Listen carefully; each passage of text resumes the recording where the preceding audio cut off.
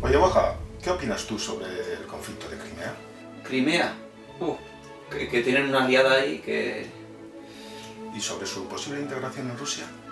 En Rusia. Pues... que también tienen lío, ¿no? ¿Qué planes de futuro tienes tú con mi hija, Borja? Crimea. Hablemos de Crimea ahora, porque esos tienen una aliada que, vamos... De acuerdo, Borja, tú lo has querido. Vamos a hablar de Crimea.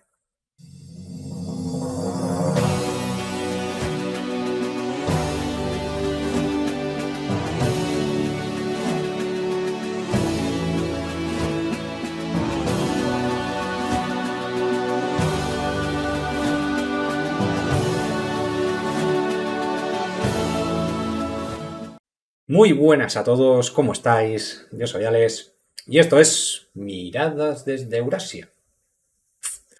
Antes de empezar a hablar de la historia de Ucrania a nivel general desde los años 90 hasta la actualidad, hay un tema que, al igual que el memorándum de Budapest, merece ser tratado aparte, y este tema es la cuestión de Crimea y de la flota del Mar Negro.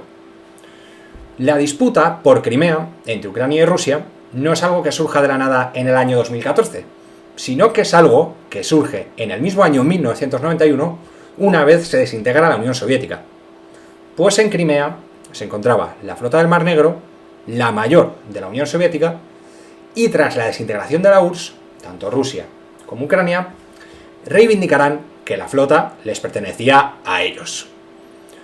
Asimismo, la propia población de Crimea, ya en el año 1991, 23 años antes de la intervención rusa en Crimea, deseaba que Crimea se separase de Ucrania y se uniese a la Federación Rusa. Y en los años 90 surgirá un movimiento separatista en Crimea a favor de la unión con Rusia. Ya hemos mencionado a Crimea en algunos de los vídeos anteriores y hemos hablado un poco de la cuestión de Crimea a un nivel más histórico, pero no viene mal hacer un breve repaso antes de tratar la cuestión de Crimea tras la desintegración de la URSS. En 1783, tras la victoria en varias guerras ruso-turcas, Crimea pasa a pertenecer al Imperio ruso. A partir de entonces, Crimea pasará a tener una importancia geoestratégica brutal para Rusia, pues ahí se establecerá la recién creada Flota del Mar Negro, una de las grandes flotas de Rusia. El territorio, no muy densamente poblado, acabará recibiendo un importante flujo de población rusa y ucraniana, pues se había convertido en un territorio de especial interés, y el Imperio ruso invertirá bastante en él.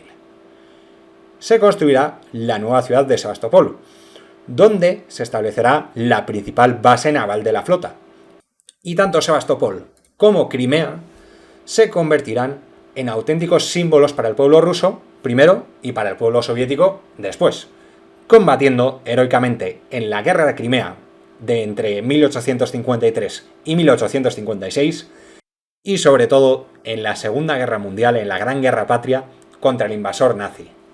Tras la Revolución Rusa y la creación de la Unión Soviética en 1922, los restos del Imperio ruso se habían convertido en una confederación formada por varias repúblicas, quedando reducida Rusia a una república más de la Unión y Ucrania a otra. Crimea, independientemente de su continuidad territorial con Ucrania, era de población mayoritaria rusa, y por ello será incluida dentro de la República Socialista Federativa Soviética de Rusia.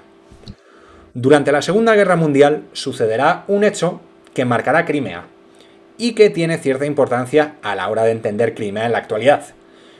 Y es que en 1944, en plena Segunda Guerra Mundial, se lleva a cabo la deportación de los tártaros de Crimea. Entre comillas, la población indígena de Crimea. Aquí hay que decir que es completamente cierto que los tártaros de Crimea colaboraron masivamente con el ocupante alemán y muchos tártaros participaron en numerosas masacres contra la población civil de Crimea. Por otro lado, aunque las acusaciones de Stalin sobre colaboración masiva fuesen totalmente ciertas, es igualmente cierto que a la hora de deportar a los tártaros, se deportó a prácticamente todos los tártaros sin distinguir si habían colaborado o no. Además, la deportación de los tártaros de Crimea no fue la única deportación masiva de pueblos acometida por Stalin. También tenemos, por ejemplo, el caso de los chechenos. Pero hay una diferencia importante entre los tártaros de Crimea y el resto de pueblos que fueron deportados, y es que mientras el resto de pueblos fueron completamente rehabilitados y se les permitió volver inmediatamente después de la muerte de Stalin, los tártaros de Crimea no serán completamente rehabilitados hasta la llegada de Gorbachov a mediados de los años 80. La deportación de los tártaros de Crimea en 1944 y su posterior vuelta a Crimea en los últimos años de la URSS y en los primeros de la Ucrania independiente influirán bastante en la vida política y social de la Crimea en manos de la Ucrania independiente y en los sucesos que llevarán finalmente a la adhesión de Crimea a la Federación Rusa. El factor tártaro influirá en el sentido de que la mayoría de los tártaros guardarán un profundo resentimiento hacia la URSS e identificarán a la Rusia surgida tras la desintegración de esta con la extinta Unión Soviética, a pesar de que Rusia, al igual que Ucrania, no dejaba de ser una república más de las 15 que conformaban esa confederación, y que tan herederas eran de la URSS Rusia como la propia Ucrania. Eso ha hecho que durante todo el tiempo que Crimea perteneció a Ucrania, entre 1991 y 2014, fuesen los tártaros de Crimea el principal punto de apoyo de las autoridades ucranianas, sobre todo cuando gobernaban nacionalistas y prooccidentales, en la península, frente a una población mayoritariamente eslava, proclive al acercamiento a Rusia. Aunque en ocasiones las propias autoridades de Kiev también tuvieron sus diferencias con los tártaros y muchas veces no supieron explotar su apoyo como es debido. Sin embargo, hay que aclarar que el argumento que se escucha a veces de que los rusos son mayoría debido a la deportación de los tártaros de Crimea por Stalin es totalmente falso, porque ya en el censo de 1939, el último antes de la Segunda Guerra Mundial, había un 49,58% de rusos frente a un 19,43% de tártaros de Crimea. Y si a los rusos les sumamos el entonces 13,68% de ucranianos, también eslavos y en su mayoría rusófonos y rusófilos, tendremos un 63,26% de eslavos frente a un 19,43% de tártaros. Por lo que eso de que los rusos son mayoría porque Stalin deportase a los tártaros es simple y llanamente un bulo. Además, si miramos el censo de 2014, que fue el año cuando se produjo la intervención militar rusa en Crimea, veremos que según ese censo tenemos un 12,6% de tártaros. Es decir, que al fin y al cabo tenemos un porcentaje menor que el 19,43% que teníamos en 1939 antes de la deportación, pero la diferencia entre ambos porcentajes tampoco es exagerada. Por lo que la deportación de los tártaros de Crimea por parte de Stalin en el año 1944 influyó más bien poco en el rumbo político que acabó siguiendo Crimea casi más de 100 años después. Otro hecho clave para entender la problemática de Crimea es la transferencia de Crimea de la República Socialista Federativa Soviética de Rusia a la República Socialista Soviética de Ucrania dentro de la URSS en 1954 por Nikita Khrushchev. Crimea era un territorio históricamente ruso en cuanto a identidad y cultura, y por ello fue incluido originalmente en la República Socialista Federativa Soviética de Rusia.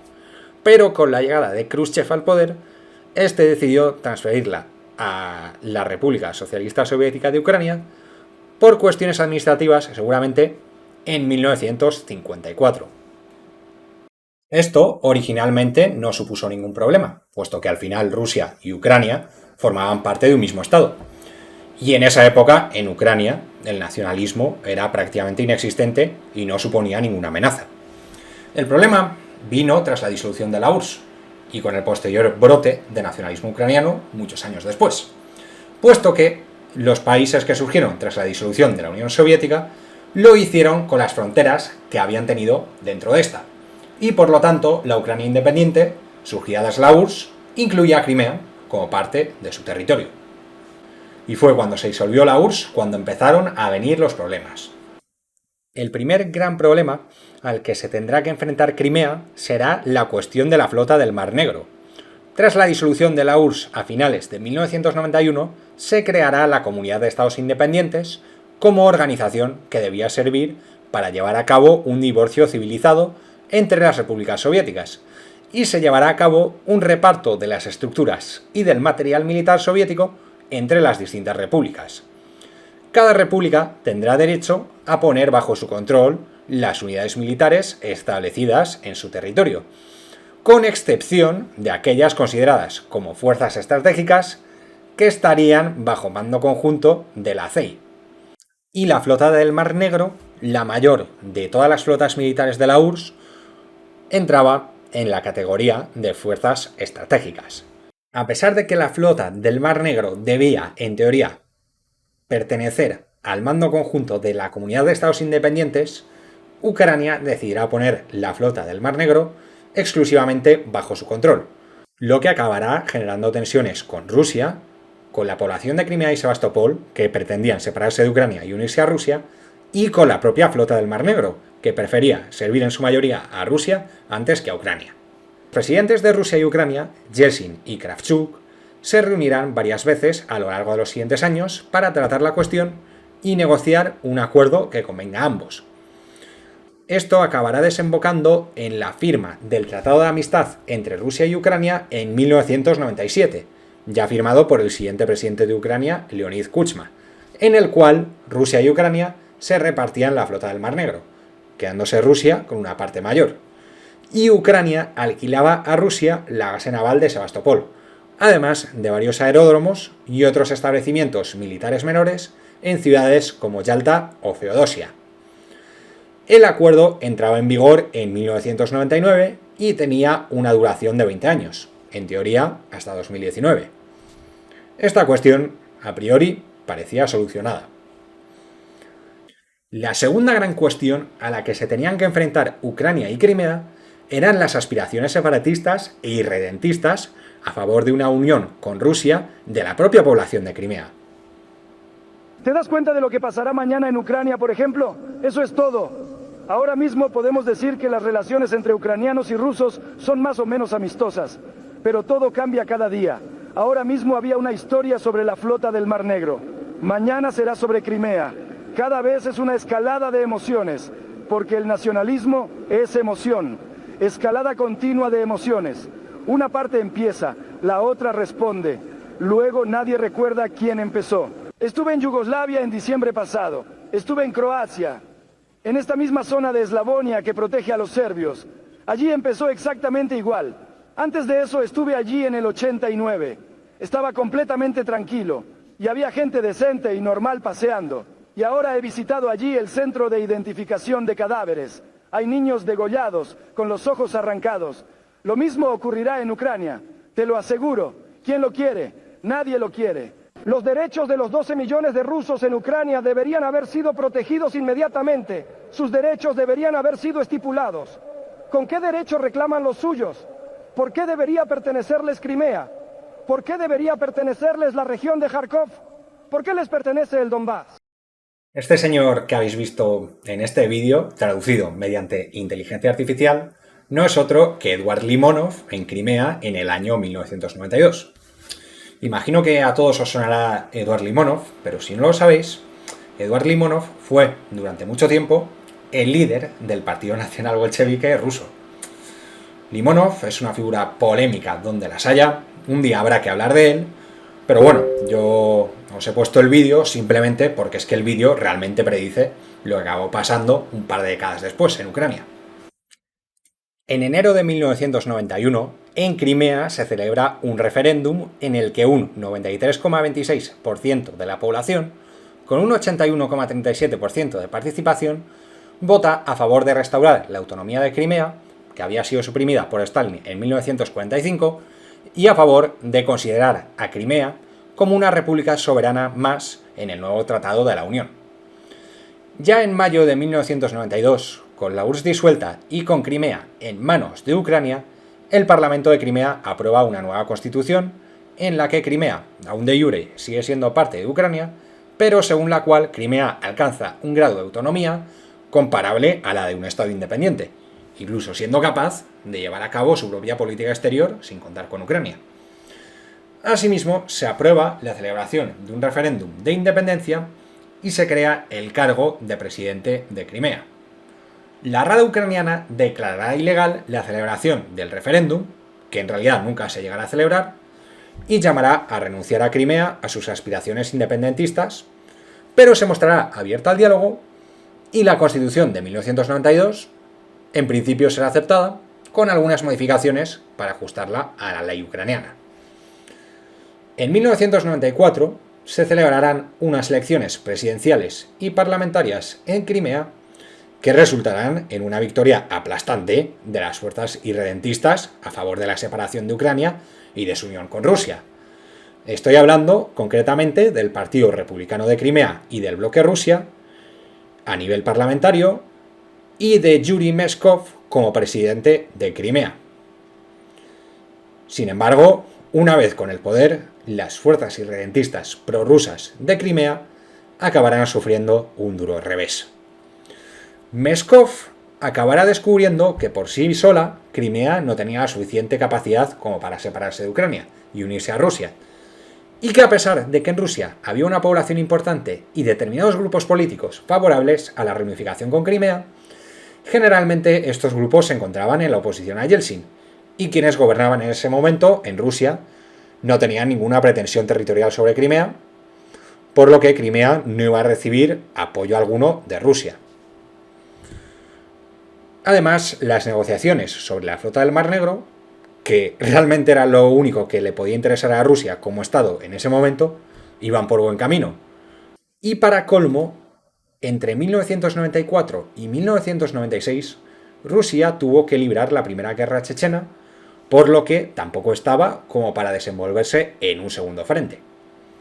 Ucrania decidirá aprovecharse de esta situación y pasará a la ofensiva, y llegará incluso al extremo de cortar la electricidad en 1994 a Crimea como forma de presión. O sea, fijaos de qué estamos hablando. Y en 1995 Ucrania directamente suprime la Constitución de 1992 de Crimea y el puesto de presidente. En las elecciones de 1998 al Parlamento de Crimea, las fuerzas abiertamente separatistas e irredentistas que habían dominado la política de Crimea en la primera mitad de los años 90 sufrirán una dura derrota, pues sus objetivos se habían mostrado irrealizables, y a partir de ahora serán sustituidos por otros partidos que, aun siendo rusófilos, favorables a la autonomía de Crimea y contrarios al nacionalismo ucraniano, no tendrán ninguna aspiración irredentista.